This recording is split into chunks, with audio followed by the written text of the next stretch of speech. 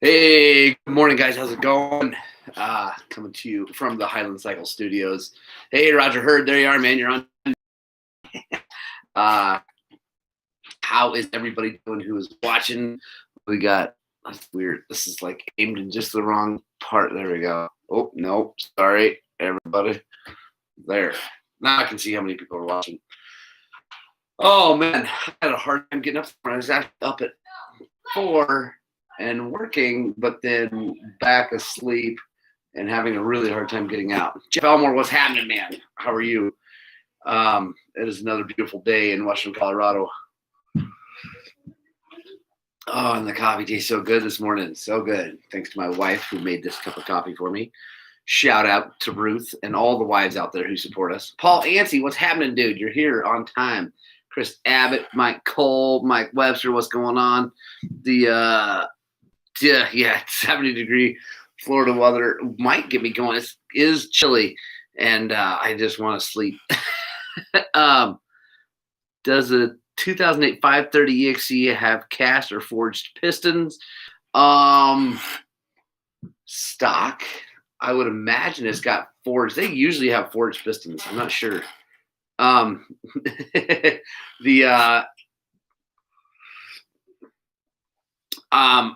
think if anybody else knows for sure that answer, I'm pretty sure 530 has a forged piston. I get nothing done on Thursday mornings. Yes, I like it, Mike. That is awesome. That's good. That's the goal here, is to get people focused on dirt bikes for at least a half an hour a week. Let's see. So we're still a little early. What's going on out there, guys? How's everybody doing? Brady Metter, what is happening? Dude, it's 25 degrees in Arizona. You're in Prescott, so that's up. Yeah, okay, fair enough. I actually raced a mountain bike race there in April in like 2 inches of snow. It was ridiculous. It was supposed to be nice and warm, and it was not. That's all right. It was fun. It made for a heck of a thing. Brady, is it cold in Oklahoma? Because when it gets cold in Oklahoma, it is ridiculously cold. Hey, dude named Eric, what's happening? No, you're never too focused on dirt bikes for your own good. Look, you can actually make a living doing it. Hey, Keith McQueen, what's happening? You're hiding in the bathroom at work. That is so awesome. I'm so stoked. That is hilarious. Whoa, 2 hours west of you got 15 inches of snow. That's ridiculous. What's happening, Robinson Motorsports? 50. Oh, yeah. 2 hours west of you. Where would that be? Enid? Is that Enid, Brady? I think it's close to Enid. That sounds terrible. I don't mind snow, but in Oklahoma, snow is no good. It's so miserable in the winter in Oklahoma. Sometimes it's nice. Yeah, Enid Woodward. There we go. Yeah. I'm glad the weather was awesome. So, hey, we're, like I said, still a little bit early. We could talk whatever, but we had a great time in Oklahoma with Brady. Brady, thank you so much. He got 2 sets of suspension done for customers and 1 for my son, Thomas. So thank you, Brady. Thank you for getting us into the Stillwater 500. We really had a great time. Martin H., what's happening? Weird question. 19 TPI around sea level. There's little to no splooge. Higher elevations, lots of splooge. Theories? Ed Dugan, what's happening, man? Yeah, it was fun. Mike Cleaner, good morning. Martin, high elevation, lots of splooge. Theories are the fact that fuel injection isn't nearly as smart as people would like to believe. It's not like your car. It doesn't have lots of sensors reading everything and changing everything. And probably the oil pump is set for like an RPM range and not for Brady. That's actually not true. My XR650 with 8 billion miles on it is, I wouldn't call it spooge, but it's definitely making the license plate a little oily because it needs to be rebuilt, which is going to happen this winter. So I can race it in the 1,000 next year. Tom Lynn, good morning. But yeah, Martin, I think that what's going on probably is that the fuel injection is adjusting the fuel, but not the oil. And so as you go up in elevation, there's more oil per fuel, and it's spooging because it's not. See, in a bike without a separate oil pump, it mixes. You mix it 50 to 1, 60 to 1, all that stuff, and whatever, and then you change jetting for different elevations and whatever. On the TPI, again, I'm kind of guessing because I haven't really messed with any at sea level and stuff. But on the TPI, you've got this oil pump that's set to RPM range, right? It's just set for RPMs. It dumps more oil, less oil on RPMs. But then as you go up in elevation, it's less fuel, even though the RPM is the same. There's less fuel because there's less air, but it dumps the same amount of oil, creating more spooge. So that is what I'm guessing is happening because the oil thing doesn't work like that. Yeah, Brady, you like that hoodie? I got to get more hoodies made. Hey, there's my mom. Everybody say hi to my mom. Let's see. Roger Hurd, I am right now planning on going to race 1,000 solo next year. I got to raise some money for that. So we can all talk about that later. But I'm hopefully we'll do that. Yeah, Keith McQueen, I don't understand. It just sprays oil into the air and it works voodoo. That's the thing. Yeah. They might clear it up. 19 model doesn't have the barometric sensor. 2021 models have. There we go. Yeah, make everybody say hey to mama. Okay, I will get some man-sized hoodies when I order. I might actually have one. Brady, send me a message later. I might actually have one laying around. Andres Pataki, greeting from Hungary. Nice. Are you planning to rebuild the legendary CR250R sometime? I'm not planning that right now because I don't have one laying around to rebuild, unfortunately. Those are great bikes, but I don't have. So if someone out there has one and they want to rebuild it, let me know. That would be cool. And I'm guessing, Andres, it would be a little hard to get one here from Hungary. Smiling Hanson, what's happening? Top of the morning to you. So yeah, hey, oh well, it's past 7:30. Welcome to the Gospel of Two Wheels, number 111. I can't believe that. That's a ton. Where the coffee is hot, the bikes are fast, and your comments are absolutely ridiculous. All right, there's my mom wants a hoodie. Okay, I gotta get hoodies. I will talk to my guy very soon, actually. So I'll shoot him a message. The problem is my guy is awesome, but he does a lot of traveling around and not a lot of working anymore. I don't know. No real agenda here. But it keeps going. Hey, Jimmy, how's it going? That's awesome.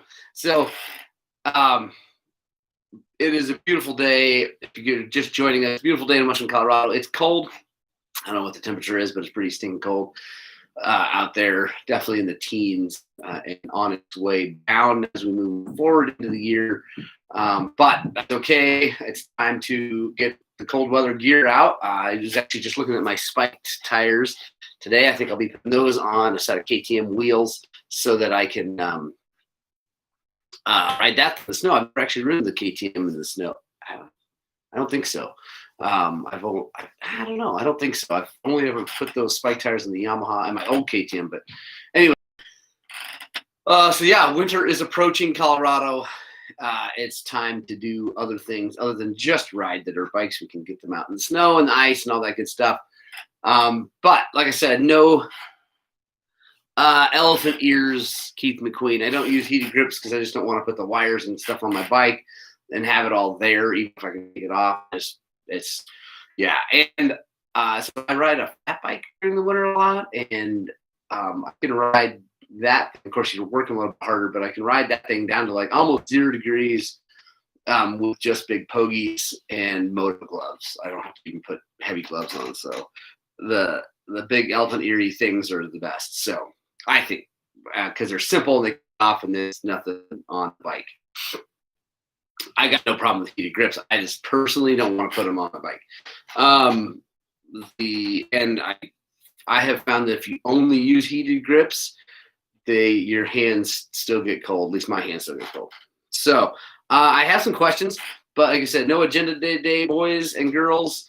Mainly just hanging out, talking about dirt bikes. But I do have some questions. Actually came from Instagram this time, which is interesting. I haven't had that. I haven't had a bunch of stuff. Hey, Chris Nelson, what's happening? Hoodie to Canada. Martin, that's been a problem. Paul knows the whole shipping to Canada thing. It's not impossible. It's just so I use stamps.com to do my shipping stuff. It's easy. I can just buy the postage and just do it. And they don't allow me to do Canada. So I don't know. I got to figure that out. I apologize to all you Canadians. It seems actually we're quite big in Canada. I have a lot of there we go. Cost a fortune, and it takes forever, I think, especially now, to get things from Canada. Anyway, so yeah, more than so probably not, at least not right now, until I can figure out a better option. But if you guys saw the thumbnail for this video, the eStart is, I've got the official review up. If you haven't checked it out, please do. It's pretty awesome. Gary M, what's happening? Okay. On a tube, what is your experience on loss of PSI over 3 or 4 months? The bike sitting in the garage happens all the time, Brady. Tubes are porous. The rubber actually is porous. The pores are very, very, very tiny, but they actually get bigger as you put air in them in the tube and stretches that rubber out. And over time, the PSI will leak out. It's not because there's a hole. It's not because anything else. It's just because there is air is a very tiny molecule and it seeps out. Hanson, that's awesome that you say moose. Brady uses mooses too. I think Brady is just setting me up for a great question. So thank you, Brady. But I love it. I love that you guys are all on the moose train. But yeah, mooses, tubes. Obviously, I run mooses in my little bikes. That being said, I run tubes in my XR650 because that thing freaking it just eats mooses, like, because it's so heavy and so fast. It ruins mooses really fast. So I don't run mooses in it. I also don't ride it in the gnarly rocks, except for 5 miles of hell. Couldn't find the MSRE ears anymore. Do they still exist? The giant loop ones, have you tried them? I have not tried the giant loop ones, Patrick. MSR doesn't exist anymore. Malcolm Smith Racing doesn't exist anymore. Chad, moose or tubeless? Moose every time, never ever tubeless for me. I tried it. I've tried it now 3 times, and I'm still not a fan. Okay, Brady, I have a customer that's complaining about his tube. I told him it was normal, and he looked at me crazy. His old tube never lost any PSI. That's awesome, Brady. So yeah, you can tell him he's crazy. Tubes, like I said, air is a really, really small molecule, and it can get through little things. And when you air a tube up, especially like I said, if you air a tube up to 15, 16 pounds, it stretches and the air gets out slowly, but it gets out.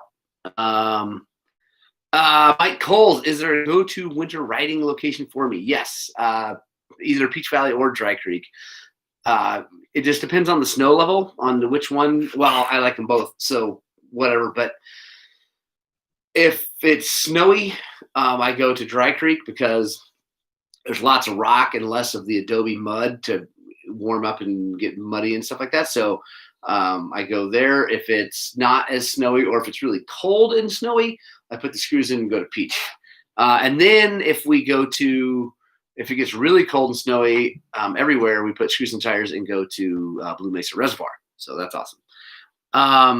Yeah, Keith, MSR got purchased away from Tucker Rocky. Tucker Rocky owned it. Malcolm Smith started it. Tucker Rocky bought it.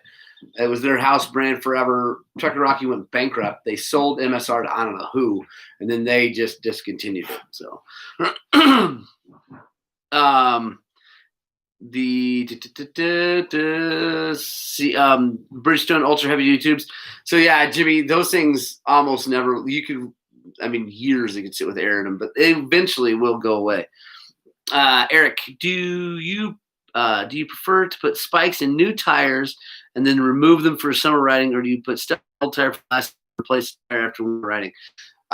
So Eric, I use the grip studs, and I've got them in a set of tires. They've actually been in these tires for 4 years or 5 years now, and I just leave them. Just take the tires off, and they're old tires. I put them in old tires, tires I don't really like. I put them in a Sedona 907, stupid thing, and actually a Bridgestone M59, which I love, but it was a used one, so I ran them in there, and I just take them off, put them in the corner, and put them back on a set of rims. Rod, CR250, how's it going, man? Woke up to 3 inches of snow here in Colwich, Kansas. Carry him, that is hilarious. I'm going to repeat that for you guys watching later on YouTube. It's really funny. Yeah, that is so funny. Oh, I love it. So, yeah, tell your customers. I have some questions. Jay Osman from Instagram. I don't know if you're watching Jay or if you're watching later. Hopefully you do. Those are supposed to be really sweet tires. They work really good. They're like a carbide tipped stud that anyway, the screw style I don't have anyway. Come up, gripstuds.com, I think. Anyway, check them out. They're awesome. They're really expensive, but they're really good and they last forever. So Jay Osmond, how important is adjusting sag and suspension off a stock bike for a recreational rider? I think Brady can chime in. Sag is, I think, incredibly important to adjust, even for just a recreational rider, because it helps the bike to work like the factory intended the bike to work. So springs and sag adjustment, I think, are an absolute minimum that you need to do to the suspension. It's inexpensive. I mean, if you bought, he's got a newer YZ 450. So if you purchased an expensive bike like that, another couple $100 in springs and a little bit of time to adjust the suspension or adjust the sag is really important. Let's see. Yeah, especially on a PDS bike. Yeah, it's really important on a PDS bike. His is YZ, but still, it's super important. And it's free. I mean, free for me. I don't charge anyone who comes in the shop that wants to set sag. It's totally free. Roll the bike in. We'll set your sag. We'll get you dialed in. So, 36. Ooh, that's not good. So, all right. Wiley Coyote, who I know very well, is the son of a good friend of mine, Jeff Scott. He said, what would be the final cost for my same setup DIY on the electric start on my YZ? I have been getting that question a lot. I haven't looked on their website recently, but I think the official cost of that kit now is $1,400, $1,399 or whatever, US. I think that includes shipping. I hope it includes shipping. That's a lot of money. But so let's just call it $1,400, and then you need a battery, which is $160 for the good gravity that fits, and then your time. So if you're doing it yourself, you're $1,560 in parts, and I think it's worth it all day long. It's awesome. Jimmy Nyhart, Rona melted my brain, ordered a fat bike. Yes, $250. Just saying it made me itchy. That is so awesome, dude. I'm so proud of you, Jimmy Nyhart. You're going to fall in love. Yeah, there we go. Brady Metter, who, by the way, if you're watching this, you don't know Brady, you haven't heard of him, whatever. He's Brady Metter of Oklahoma. He is a TBT franchise owner, and he is an awesome dude and an amazing suspension tuner. So he says the first thing to do to any new bike or new to you bike is check the clicker positions and check the static sag and rider sag. 100% agree. You got to do that. Gary M., I have fork tube discoloration on the front of my fork tubes. That is probably Brady, correct me if I'm wrong or jump in and add to this, but that is probably from worn out oil or worn out bushings wearing on that thing and causing them to heat up and wear that chrome. It's not the end of the world, but just make sure you put the, make sure you change your servicing your suspension every 40 to 50 hours. And when you do it, put new bushings in it. I mean, if they're perfect, then fine, don't. But if they aren't, put new bushings in it. Is an anti-gravity battery super important, or can I throw a Tusk one in there? Brady, on the lower tubes, I'm thinking on the chrome. Clearance aside, Nick, yes. I don't know how important the anti-gravity is because I don't know the Tusk, how good the Tusk is. What I think is important is that you have an absolute friggin' ripping battery that can turn the motor over quickly. Now, it's a 252 stroke that turns over pretty easy anyway, but YZs are they've got really high compression, like 200 and something usually, just like on a normal motor. So, upper Garium, that's weird. So, Brady, answer that question. If you got discoloration on the upper, there's something I think way more wrong. That's weird. I've never even seen that. I thought you were talking about the kind of blackish color that gets on the chrome after lots of time. So, apologize for my answer. Oh, upper part of the chrome. Okay. I still think, Gary, it's probably from it's just I don't know how many hours are on the bike. I've ridden with you and I can't remember. I mean, it's an older KTM, it's not a new KTM. So that bluing. So Brady, jump in. I think that bluing is, like I said, from getting hot. There we go. Brady's going to jump in. Brady's asking, what bushings do you use? Again, I repeat these questions, guys. Sorry about that for you guys watching live or seeing the chat. It's for the people watching later because the live chat hasn't been like doing its thing recently. So I don't know. It doesn't like go. Let's see. Chris Abbott, for my 40 to 50 hour service now, did that send suspension back to Brady? No, Mr. Abbott, we can take care of that at the shop.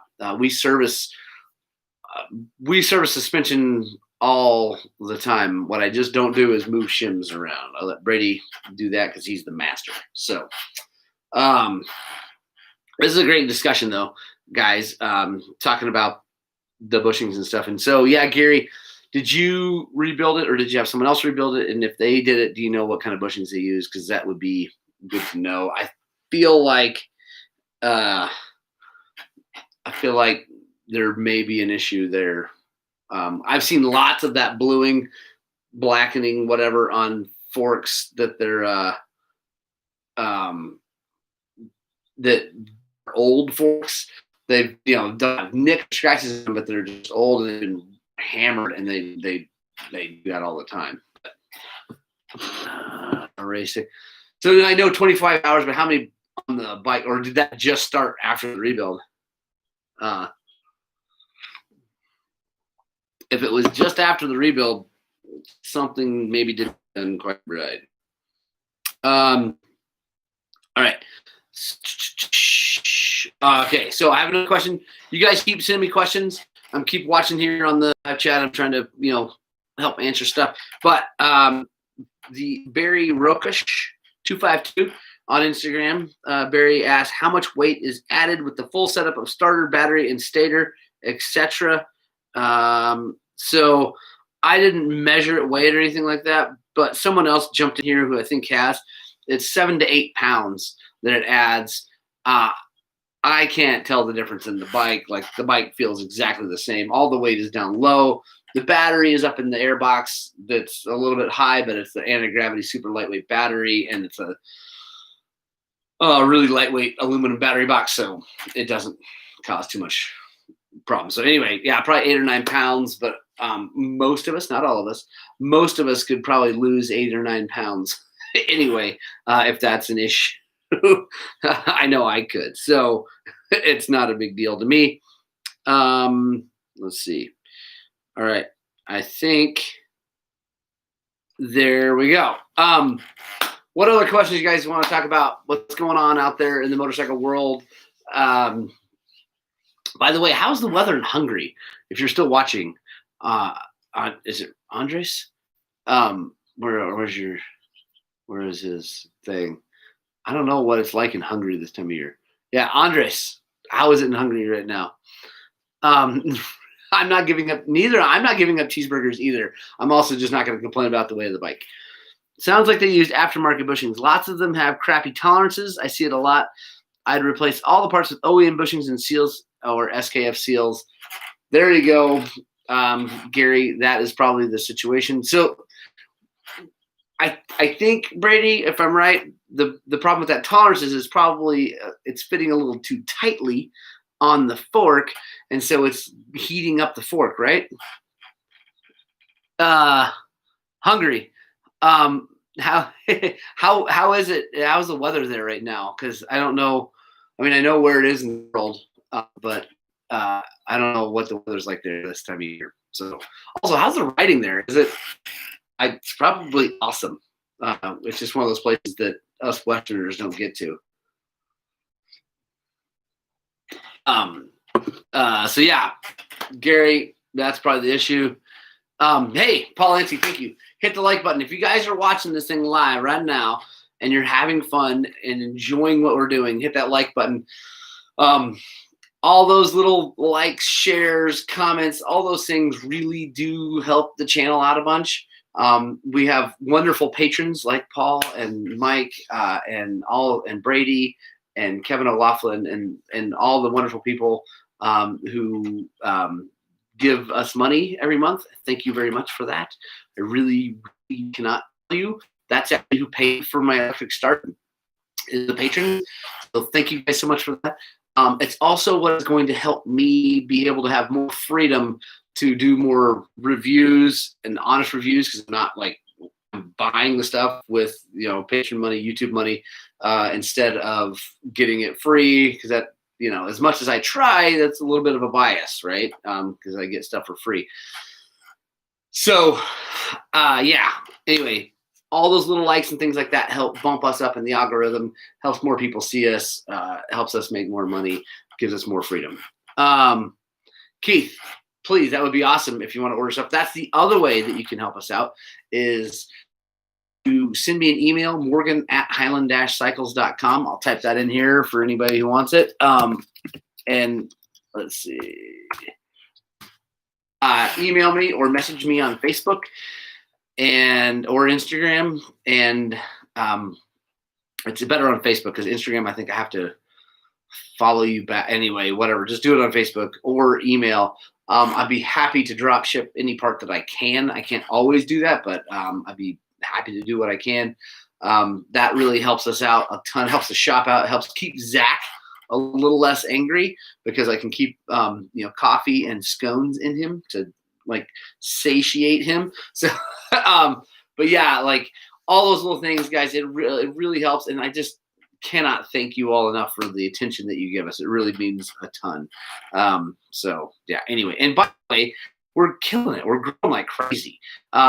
Last year at this time, I had like 1,500 subscribers. Now we're like 62 something. It's crazy. Yeah, some are too loose. Look at me. Others are too tight and cause discoloration. There we go.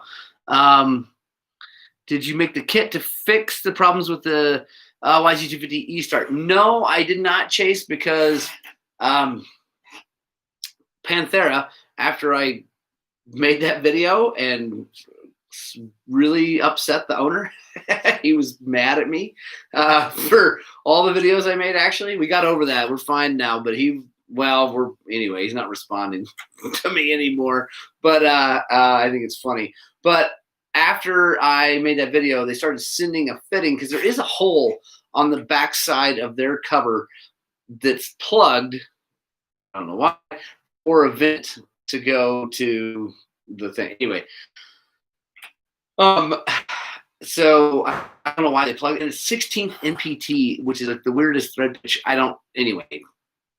So I drilled the cases, put the fitting from a Honda, actually, from the intake, anyway, of a Honda in there, put my own hose and all that. I like the orientation of mine because it goes straight up, so the oil that splashes up in there drains back down in really quickly.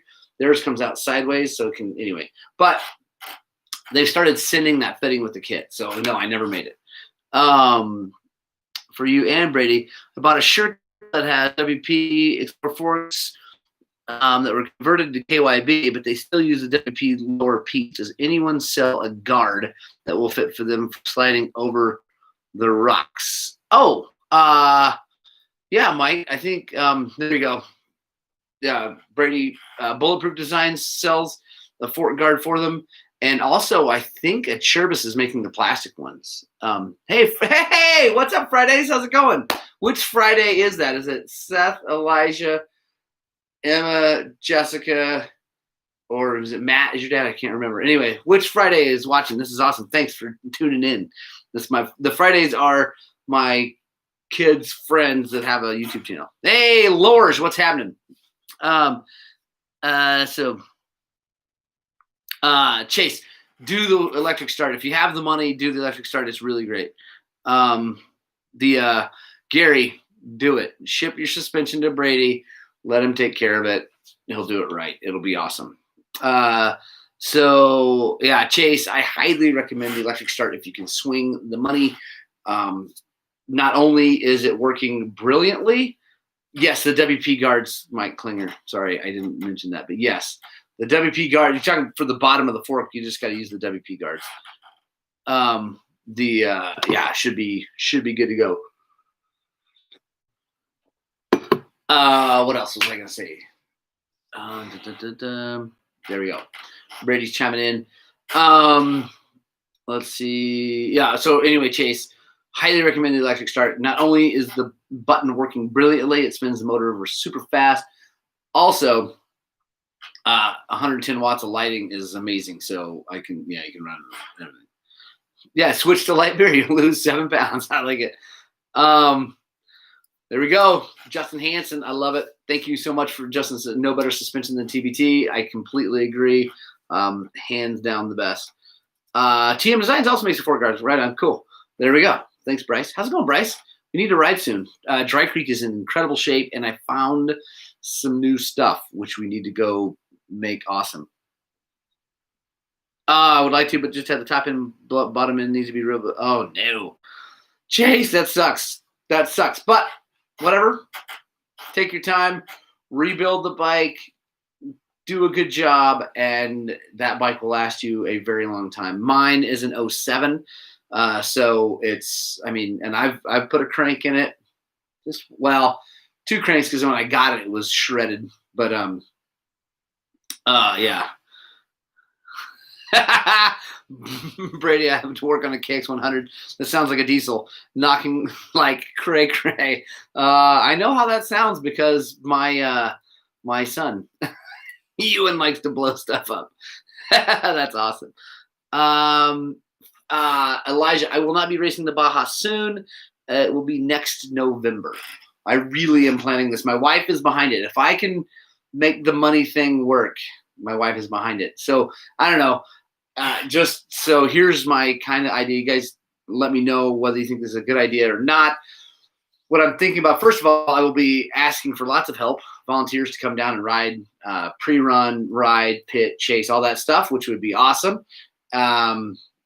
Roger heard, yes, I did take the 144 suspension to Brady, and he freshened it all up, so we're super stoked. That's awesome. Jimmy, Brady makes asses bounce nicer. I love it.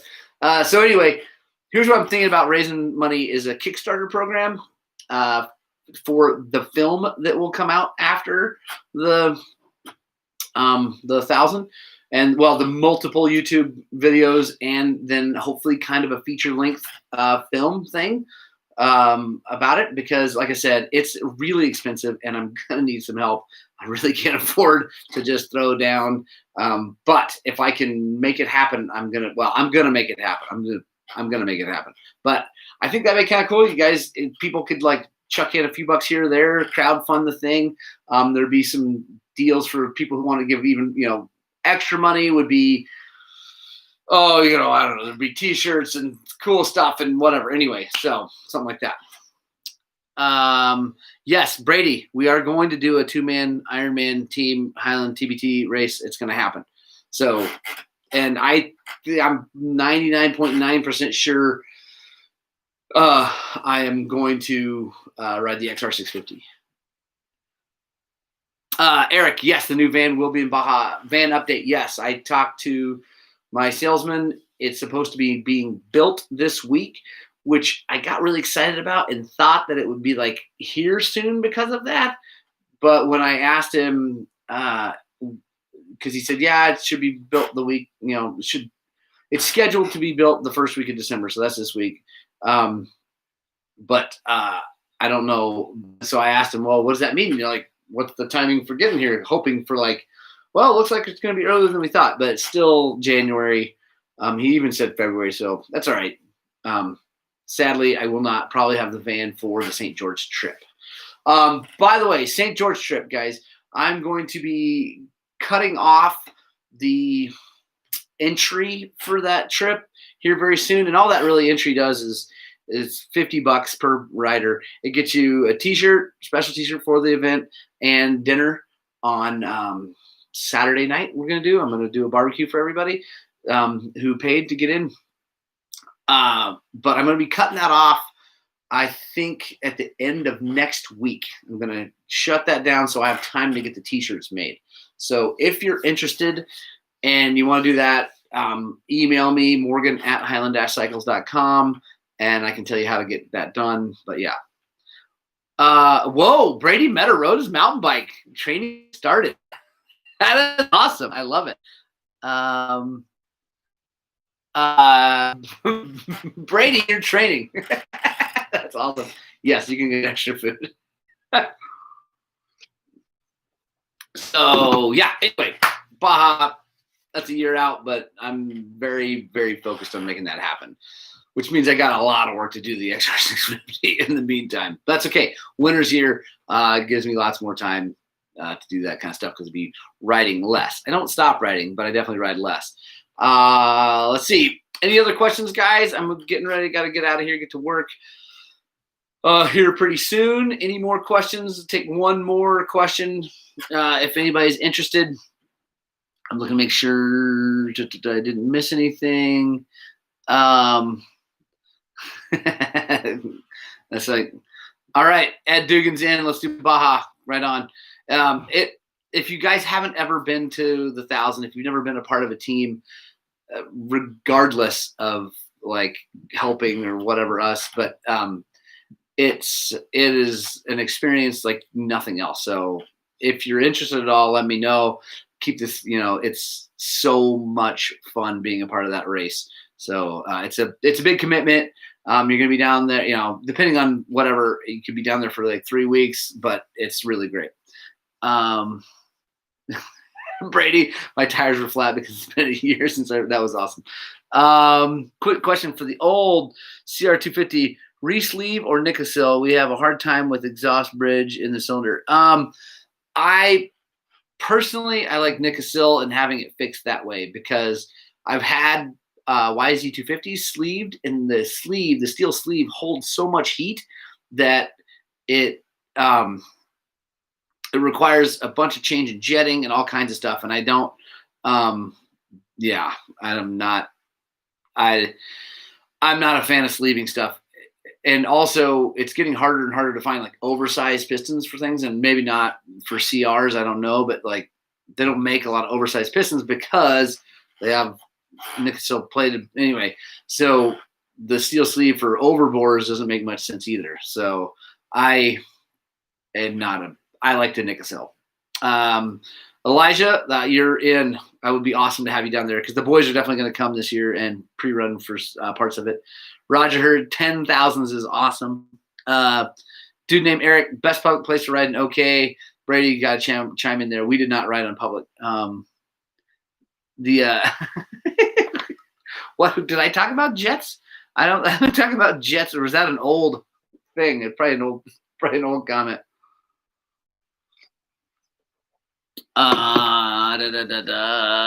Let's see if I missed anything. All right, guys, thank you so much for joining in. I appreciate you guys being here. I got to get to work. I love you guys so much. I really cannot tell you how much I appreciate you watching, liking, sharing, subscribing, all that stuff. It means the world to me. Yeah. Anyway, you guys make my heart happy. I love you. I desperately hope that you get out and you spread the gospel of two wheels. Punk Rock Club, thank you guys for sticking around all the way to the end. You guys are my favorite. Yeah, you guys know what I'm going to say. I hope that what we're doing here at Highland Cycles on the line and in the shop and out riding and all that stuff is inspiring you guys to work on, and more importantly, get out and ride your dirt bikes.